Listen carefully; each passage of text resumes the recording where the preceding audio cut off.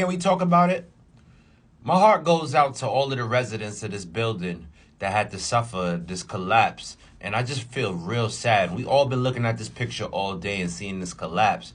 And it sucks that they're going to have to demolish the whole building just because one of the sides is damaged. But again, these slumlords in New York is back, all right? Eric Adams is too busy partying in the club to have the people watching these slumlords. And more things are going to happen like this because the city is falling apart. We spending our money on taking care of migrants in hotels and putting spikes on park benches so homeless people can't sleep on it, that the money that's necessary for repairs and structural damage is not being done. And things like slumlords are getting away with having buildings like this. This building had 120 different violations, and in 2020, it was deemed unfit for people to live in. So again, these violations on these buildings rack up.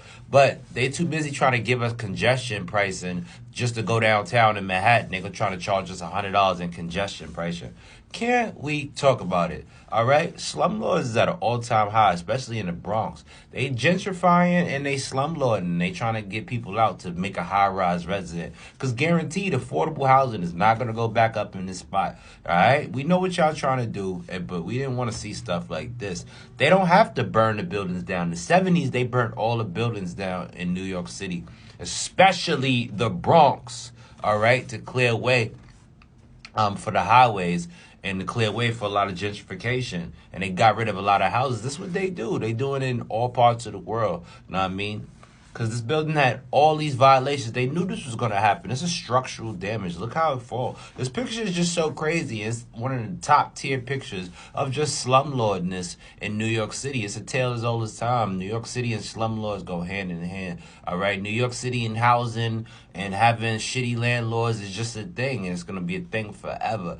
But more buildings are going to collapse like this. And it just sucks that this has happened to these residents right before the holidays. All right. Nobody wants to be homeless. And they had to evacuate the whole building. So it was 120 different residents inside that building that don't have a place to live right now during the cold, right before winter and the holidays about to start. And they need to be compensated. Eric Adams, you need to give them one of the hotels that you given to the migrant people. You know what I mean? Give the victims of this Bronx collapse one of them hotels that you giving out to the migrants, because everybody could get a hotel in New York. You get a hotel, you get a hotel, you get a hotel. So give it out, all right? Because this sucks.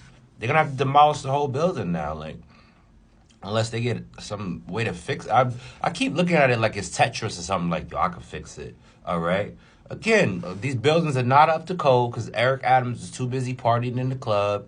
He's too busy letting more migrants into New York City. He's too busy cutting the library, cutting the parks, cutting all the funding, instead of putting this money in the infrastructure that we definitely need. The city is falling apart. We got potholes all over the place. I got to change my tires 7 times a year. The city is falling apart. And we're going to see more and more situations like this where buildings that were deemed violations, that have multiple violations, are going to collapse and people are going to get hurt because we're not putting the money into the necessary infrastructure and we're not vetting these slumlords and these people that are just trying to get these people out, because I guarantee affordable housing is not going to go back up in the spot. They're going to put some sort of gentrified high-rise with a pool on top in the middle of the Bronx. Yo, if you already see part of the Bronx is already gentrified. They've done this before. They burnt the whole Bronx down. So now they rather just let the buildings fall apart so people got to leave on their own. And I'm just glad that nobody was injured by the miracle and grace of God. And there was a bodega on the bottom of the thing that could have been a situation if the building fell down on the gas with a bodega or something. It could have been a crazy situation. Good thing that nobody was hurt in this thing. But again, we got to do better. Eric Adams, you got to do better. City health inspectors, city code inspectors, city inspectors in general, you got to do better, all right? This building had 120 violations. And again, not saying this could have been prevented, but yeah, it could have been prevented in a way if they would have made the necessary changes, because this is clearly structural damage. And hopefully these people find a new, but a lot of these people are not going to be able to go back to their apartments and get affordable housing like this, which is the suckiest part about it all. That is another big building too, apparently. In the Bronx, I probably drove past this place a few times. But can we talk about it? Who do you blame?